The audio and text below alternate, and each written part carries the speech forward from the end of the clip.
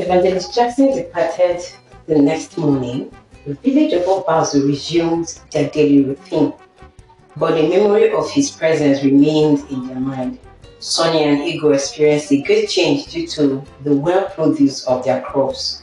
That season, Ego looking more younger, beautiful and well furnished.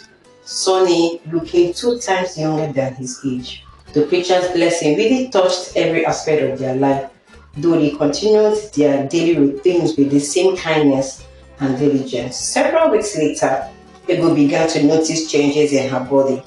One morning, she woke up feeling unfamiliar. At first, she dismissed it as a fatigue, but as the day goes by, her symptoms persisted, along with fever, vomiting, and loss of appetite for food. Each new sign gave hope within her. One afternoon, while she was walking in her garden, Ego felt a sudden overwhelming dizziness. She grabbed onto the edge of a nearby plateau to steady herself. Sonny saw her from a distance and rushed to her side. He was so worried and concerned. Ego, what's wrong? He asked, his voice tight with worry. Ego shook her head, trying to clear her eyes. I don't know, Sonny, she said. Something feels different. Sonny helped her to a nearby bench, his eyes staring at her face for any sign of distress. Maybe you should visit Okachi, he suggested, referring to the village doctor, known for her wisdom and gentle touch. Ego agreed. Her heart pounded with a mixture of fear and excitement. They walked together to Okachi's hut. Okachi greeted them with her usual calm voice and led them inside for examination. After a thorough check, Okachi looked at Ego. Ego, she said slowly, it appears you are pregnant. Not just one child, but 2. You're going to have twins. Ego looked at her surprisingly, her eyes flying to her mouth. Her eyes filled with tears of joy and disbelief. Sonny stood beside her, freezing in place as he processed the news. His heart filled with a tender wave of emotion, astonishment, gratitude, and overwhelming sense of love for his wife and their unborn children. Twins? Sonny finally managed to voice out. His voice choked with emotion. Are you sure? How could you know that? Yes, twins. This is truly a blessing. Your kindness and generosity have been returned to you in the most wonderful way. Ego and Sonny left their hearts brimming with joy as they shared the news with their fellow villagers. The entire villagers danced and sang, their voices lifted to the heavens in a joyful chorus. For them, the arrival of the twins was not just a miracle for Sonny and Ego, but a blessing for the entire village, a testament of the power of faith and the reward of kindness.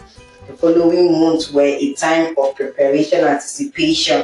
The villagers of Obazo rallied around Sonny and Ego, offering their support and celebrating the awaiting arrival of their twin. Ego's pregnancy progressed smoothly and she was enveloped in love and care from everyone in the village. Each day brought new preparation and joyful expectation as the couple awaited the new birth of their children. On a clear rainy night, Ego went into labor. The women of the village gathered around her, their hands gentle and reassuring. Okachi, the village doctor, guided the delivery with a calm authority. Her presence a source of strength for Ego. Sonny stayed close by, his heart pounding with a mix of excitement and anxiety. He stood outside their home, straining to hear any sound from within. The hour seemed too long into eternity, but finally, the first cry of a newborn pierced the night, followed quickly by a second inside. There, the warm, comforting glow of a lantern light. Ego was on the bed with her bundle of joy in her arms. Her face was radiant with love and exhaustion, and her eyes shone with a deep, abiding joy. The twins, a boy and a girl, were healthy and perfect. Ego looked up at Sonny, her smile wide and tender. Meet Chap and Chidube, she said softly. Her voice trembled with emotion. Her precious miracles. Sonny was beside her, his heart overflowing with gratitude and love. He gently touched the tiny heads of his children, marveling at their delicate features. They are beautiful, he said, his voice thick and emotional. Thank you, Sonny. Thank you for these incredible gifts. The village filled with celebration and the news spread. People danced, sang, and shared the joy that filled the air. The birth of Chiemeka and Chidube was seen as a sign of divine favor, testament of the power of kindness and reward of faith. The villagers gathered around Ego and Sonny, offering their blessings and sharing in their happiness that permeated the light. Chiemeka and Chidube grew quickly, their presence bringing endless joy and laughter to all Basel. From the moment they could crawl, they explored their world with wide-eyed curiosity and boundless energy. The villagers doted on them, each person taking on the role of an extended family member, teaching them the ways of their community and the traditions of their ancestors. As the twins grew older, their distinct personalities began to show. Chidube the girl was gentle and thoughtful, her eyes always filled with a quiet wisdom that seemed beyond her age. She had a natural grace and a calm voice that drew people to her. Her empathy was remarkable and she became a trusted confidant for her friends, always ready to listen and offer comfort. Chiemeka the boy was a pack full of energy. He was bold and adventurous, always eager to explore and discover new things. His laughter was infectious. Despite his boundless energy, he had a deep sense of loyalty and a protective nature, especially towards his sister and the people he cared about. The twins shared a close bond, their separate personalities complementing each other perfectly. They were often seen together, playing, learning, and growing side by side. Their presence was a source of joy and pride for Ego and Sonny, who watched their children flourish with hearts full of love and gratitude. As the years passed by, Chiemeka and Chidube continued to thrive, their bond with each other and their community deepening. They absorbed the wisdom and the value that had been passed down through generations. They were taught the importance of kindness, generosity, and the power of community, lessons that sharpened their characters and guided their actions. As Chiemeka and Chidube entered their teenage age, it became clear that each had unique gifts that set them apart. Chidube had a natural talent of healing, much like the preacher Jackson, who had visited their village years back. She would often run to Okachi, the village doctor hut, just to assist in any way she can. Chidube's gentle hands and soothing presence had a remarkable effect on the sick and wounded, and her reputation as a future doctor began to spread. Chiemeka, on the other hand, possessed a clear intellect and a natural aptitude for leadership. He was always eager to learn about the world beyond Obazu and would spend hours listening to the stories of travelers who passed through the village. His curiosity and quick mind made him a natural problem solver, and he often found innovative solutions to the challenges faced by the villagers. His charisma inspired those around him, and he quickly became a respected figure among his peers. The village of Obazu watched with pride as Chiemeka and Chidube developed their gifts, recognizing in them the seeds of greatness. Ego and Sonny nurtured their children's talents, encouraging them to pursue their passion and use their gifts to serve their community. They taught them the importance of humility and gratitude, reminding them that their abilities were gifts to be used for the greater good. When Chiemeka and Chidube clocked 30 years, a crisis struck Obazu. A severe drought gripped the region, threatening the villagers' crop and livestock. The fields turned dry and barren, and the river that had always provided for their needs began to dry up. The villagers grew anxious as their food and water supply dried up, and a sense of desperation began to creep into their hearts. Chiemeka and Chidube, seeing the distress of their people, knew they had to act. They gathered with the village elders and everyone in the community to discuss how best to address the crisis. The situation was daring and there were no easy answers. Some suggested leaving the village to seek help elsewhere, while others believed they should stay and pray for rain. Amid the heated discussion, Chiemeka stood up. His presence commanded the room with a quiet authority. Living should be our last resort, he began, his voice calm but resolute. The village is our home, and we have always found strength in each other and in our land. We must look within our community and use every resource we have to overcome this challenge. The room fell silent as the elders and villagers listened intently.